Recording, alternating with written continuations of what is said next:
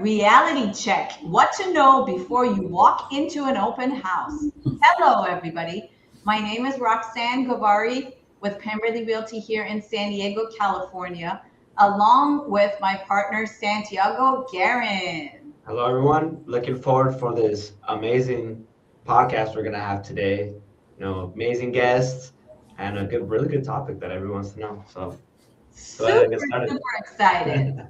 That's right. Okay, well, thank you for joining us, Emese and Gabby and Cathy. Welcome. Thank you for having us. Thank you. Yes. Here. So, Emese, let us know about the conversation and how this one came about, because I think it's really important to basically share your concerns with the audience. Yeah, absolutely. So we are current renters with you guys, and we're starting to get into the idea of owning a home. And as I'm sure you guys know, it can be a pretty daunting task to start that journey. And right now, especially online, it's just oversaturated with realtors, advice, and it can be really confusing and very overwhelming. And as we're preparing for this big next step, we were hoping to get a little bit of clarity and then also just better understand what the process looks like as a first-time home buyer here in San Diego or California in general. So, what really caught my eye was that you said, well, we are loving our AI friend these days, and what our AI friend offers as advice, but your AI friend wasn't exactly very helpful when it came to this topic.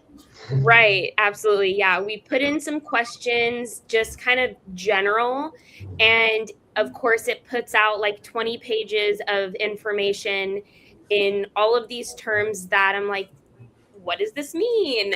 So I think having just a base level of information, like for example, what are closing costs? What does that really mean? And what does that entail? And why do we need what seems to be as much as a down payment for closing costs? There's like all of that seems just really confusing. And instead of continuing to question AI or the internet, we're like, oh, we live right behind a wonderful realtor. Why not extend some of those questions out to you guys? Because if we're having them, I'm sure others are too.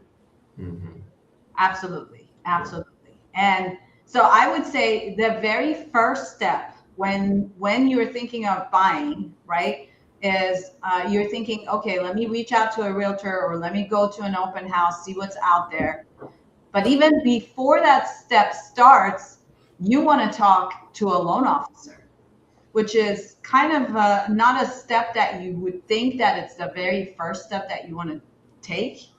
But in reality, that is the best step that you can take. So I'm going to give the floor over to Cathy so that Cathy can tell us what that process looks like and, how you get started and why you get started with a loan officer rather than with the realtor. Well, I really appreciate your question. So the first question had to do with money, right? And with that being said, closing costs, right, down payment, and then there's a lot of different loan programs that are out there.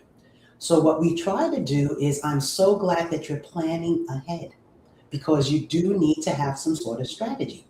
So with that, when you go looking at an open house and you don't know what that mortgage payment might be, you might be stepping into a space where I may not be able to afford this, and I'm seeing all this luxury. And so that is one of the things that's why Roxanne is saying you should get pre-approved and know what your mortgage payment comfort level is. So what we try to do is say, okay, how much are you paying for rent? You do understand if you go from renting to owning that it's going to cost more money, but then you're going to have the pride of ownership. So some first-time home buyers, it could take 3 months, it could take 3 years. It just depends on what's going on in their life. Like I can see in the background, I see congratulations, right? So your PhD, so big congratulations. Congratulations on obtaining your PhD. So and so there you have it. So now reaching a point where you're going to be earning more money, right? And then you want to be comfortable again with that payment. So we start with, okay, what payment do you feel comfortable? Now, how much money do you earn? Now, you can afford this payment, but do you want to pay it, or do you want to stick to a certain type of budget? But if you start going into an open house and that payment is way over your budget, that is what Roxanne is trying to really stress out, because you don't want to be walking in and then come find out, oh, I can't even afford that kind of house. I need to start here. Now, we live in a different generation with AI, and everybody wants things right now, right? However, it's interesting because people can go on an app and buy this, shop online. What we start with is your budget. And we say, hey, how are you spending your money right now? Do you know? Do you have an app that shows you all the money that you're spending? And with that, because I have a budget worksheet that I give my first time home buyers, and you go in and say, okay, how much am I paying for my haircuts? How much am I paying for food going out? Am I buying food and then going, because I know I do this sometimes, I'm at the refrigerator throwing this away, right? So what we've learned is we change some of our habits and say, okay, if I'm going to be, I'm in denial. I know I buy a lot of food out, but I'm going to buy food so I can see it in the refrigerator. But at the same time, how much money are you using that can now be set aside, right, for your new payment? Listen to what I'm getting at. So let's say you're spending $100+ on something. That $100 now can go to your mortgage payment. So we want to shift paradigms and say, okay, so let's take a look at how we're looking at how we're spending our money. What can we do to shift? And then we make that shift, and then we work at the same time with your strategy to then become a homeowner. So I hope that answers the first question with the closing costs, right?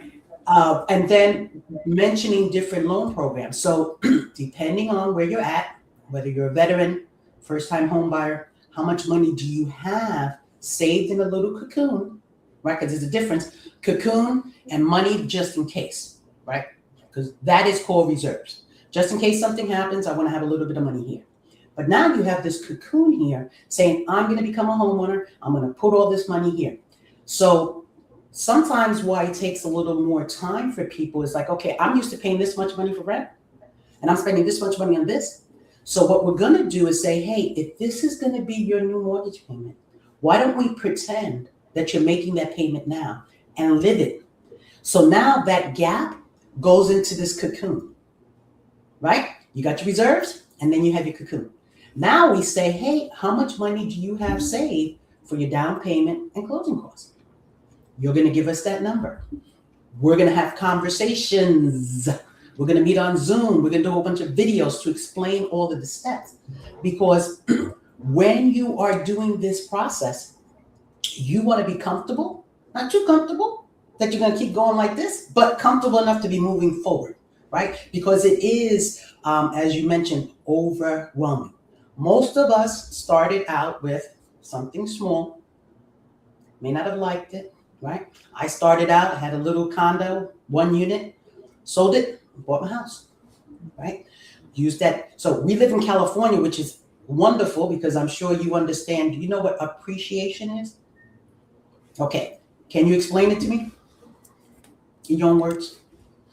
Over the years, what you own becomes more expensive, or it gains value over time.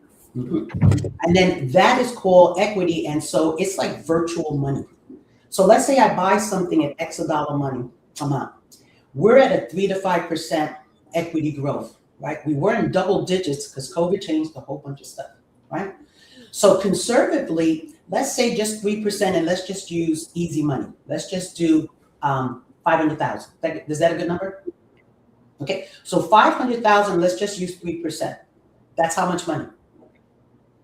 $15,000, right? So that means you may potentially have $15,000 of equity in 1 year. The following year, 20,000, 30,000. We don't know because the market shifts all the time. Right now, we're in a different scenario, right? Where gas prices are higher and people are looking at their rent going, I'm spending this money for rent. Why am I paying someone else's mortgage? People are shifting, right? Now, is rent going down? Is rent going up? At the end, home ownership, that pride, is what people are seeking, right? And if you're seeking it, then we're here, right? Roxanne and her team are here to help you obtain it. But we're going to give you the steps so that you can feel comfortable getting it. Okay, so now let's say you've already talked to Cathy. Cathy has already told you, okay, you are good for $3,000 a month in payment, right? And your payment is three things: your mortgage payment, which is mortgage and interest, and it's also property taxes, and it's also property insurance, and so all of that is 3,000 a month, which then it will translate to, let's say, $500,000, right? And so then that's your budget. $500,000 is your budget that you can now get to go out there and start shopping. So then we start going out there, start shopping, and then as you go out there and you start shopping, now you get to learn how the market works. And the market right now in San Diego. So in general, I've been in the business for about 26 years, and I would say 26 and a half years out of that 26 years, it's a seller's market. Okay. And what that means is that the sellers are holding on to a property that buyers want, and you're competing with a set of other buyers to actually get that property. And that's why I'm joking, obviously, we're saying out of the 26 years, 26 and a half years has been a seller's market. Sometimes it's not a seller's market. Very rarely, but it does happen that we're not in a seller's market. And those they're windows of time that you are in a buyer's market, meaning that that the supply is larger than the demand. So then it becomes a buyer's market, and you get to choose as a buyer. You get to say, oh, do I want this? No, wait a minute, I want this one better. And sometimes some window of time you get to do that.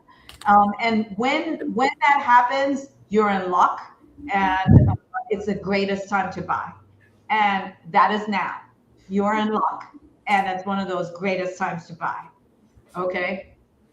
You may not think that, because you may say, oh my God, it's, everything is so expensive. Everything is so unaffordable. But at the same time, there's not a whole lot of demand out there, and buyers are scarce. So you get to choose.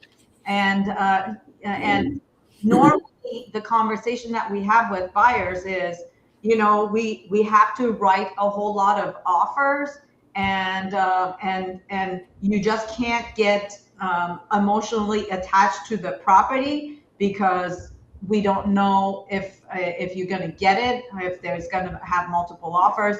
I have this example that, don't bring your tape measure and start measuring for your dining table until you have acceptance of the place. And that speaks to, don't get emotional about a property until you actually get it on the contract, right? Because even in today's market that is not very active, sometimes some property gets multiple offers. So it's better to just not be attached, go through the mechanics of the process until you get it under contract. So then let's say you get the property under contract. You've written an offer, you've gotten the offer accepted, now you're under contract. So in general, and these things are not set in stone, they're basically get negotiated, but in general, you have 17 days of you can make a decision, and you can do your investigation, and then you have 30 days to actually close that contract. And that's a general statement. So within that 17 days, you have to put in basically like a deposit to hold that property for you. Okay. And within that 17 days, then you have to do a series of other things. We're going to assume at 500,000 that you're looking at a condo, right? Because at least in San Diego, $500,000 is going to get you into a condo, which is a little bit different than buying a house. There's more steps to buying a condo. There's more complications to buying a condo rather than a house. Okay, so you go under contract. You are within that 17-day period.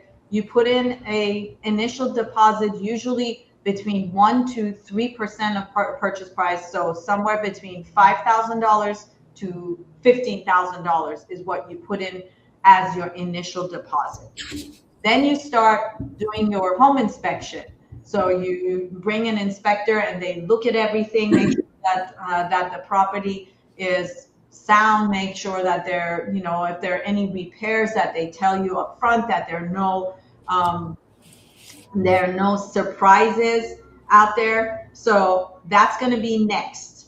And then at the same time that you do your home inspection, you also do an appraisal.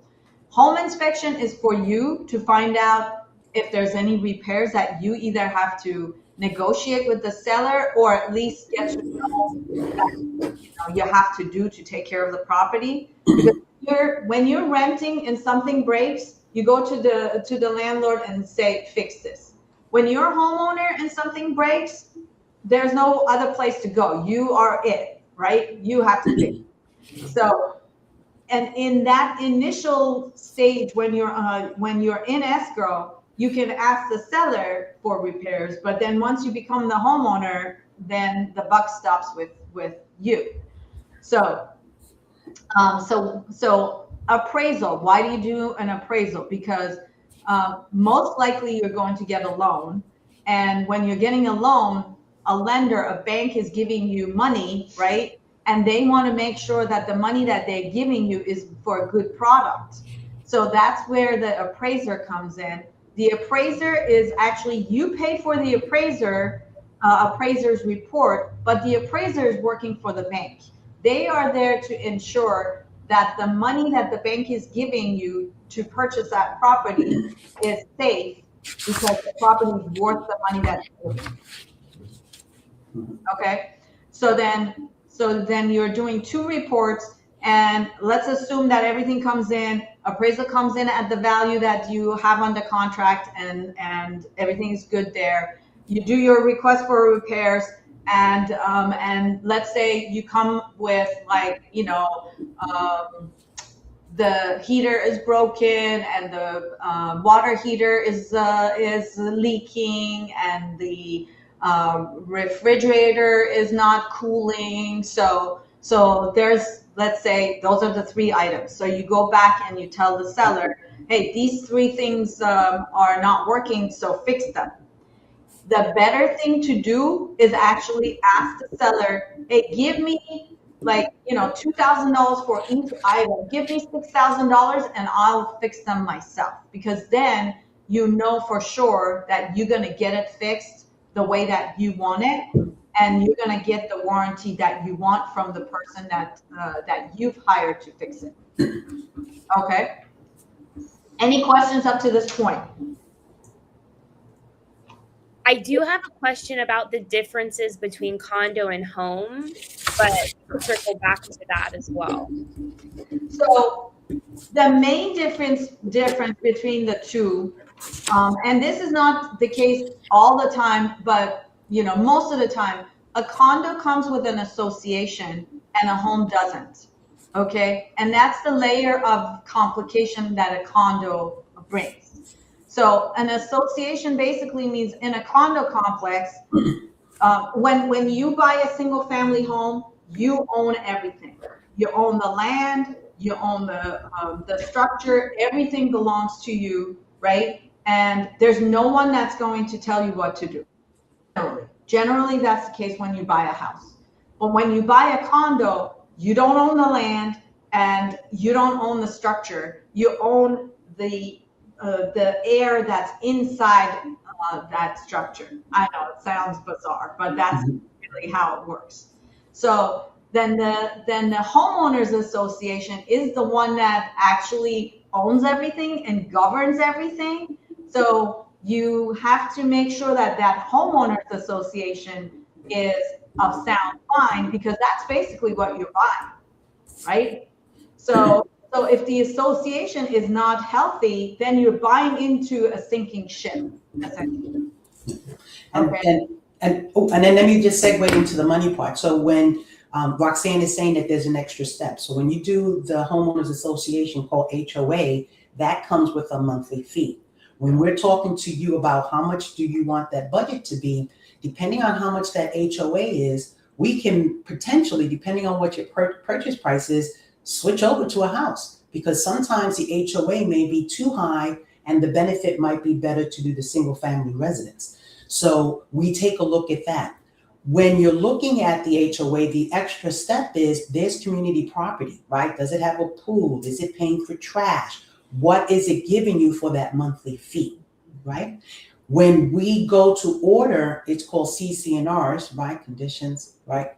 It tells you these are the rules that you have. You can only have a 40-pound dog. You can't have this, right? It gives you a list of things that they want that you to manage while you're living in the home. The lender, just like with the appraisal, it wants to make sure that that HOA has enough money. We talked about the cocoon, right? They have to have a cocoon, and then they have to have reserves. So let's say there's a pool. The pool needs to get refinished. There's roof needs to get done. When those numbers come out, you're taking a look at it, and so is the bank. When the bank takes a look at that, it's saying, hey, they're healthy enough. I trust them. I'm going to give you the money, right? When you go through that, I will assist you with the number part if you like. I usually go through Zoom and say, hey, show me your documents. And I just show, hey, this is what I would do when I was buying my condo, right? And then you make your decision on what you want to do. Okay. All right. So we're within the 17 days. We are going down the list. Yeah, insurance too. We forgot insurance. Insurance. We're going down the list. So inspection is done, appraisal is done, insurance is secured, because you have to have insurance for the place either way. Condos usually have insurance for the whole place, but you still have to insure your little piece of that condo complex. So you secure insurance. You make sure that the seller actually owns the place like they say they do. So, and that comes with the title insurance, right? So you satisfy everything, and then you get to day 17 and your lender says, yes, you're good to go. You have the green thumb. We're lending you this money. So at that point, you remove your contingencies, which basically means you're now locked in. If you walk away after this point, that little initial deposit of $5,000 or $15,000, depending on whether you left 1% or 3%, that gets locked in. If you walk away after that day 17, which is not set in stone, you actually agree to that and sign for it. But after that, that money becomes the seller's money if you walk away. Okay, so then you, at that point, then from day 17 to day 30, you are just basically working. Now you can go measure for your dining table. Now you can go arrange for your moving truck. Now you can basically go and figure out, okay, when am I going to send the rest of my money into escrow, so that, and then escrow's job is basically a holder, a placeholder. They hold the house or the condo in one hand, and they hold the money in the other hand. And within that, the day 17 to 30, they do this. They basically exchange the money and the property between the buyer and the seller. Okay, and then of course on day 30th, we have a hip hip hooray, and then we meet you at the property and we give you keys. Okay, so that obviously is an overall view. There's a whole lot more that goes into it, which we're out of time, and we'll have to do on our second session of this wonderful talk. It is very, very exciting. First-time buyers are the funnest group of people to work with. And of course, it's very gratifying because you're going to be so happy. It's your first place that you own. And it's also very gratifying for us to basically experience that. And then as part of the economy, you guys are the engine of the economy.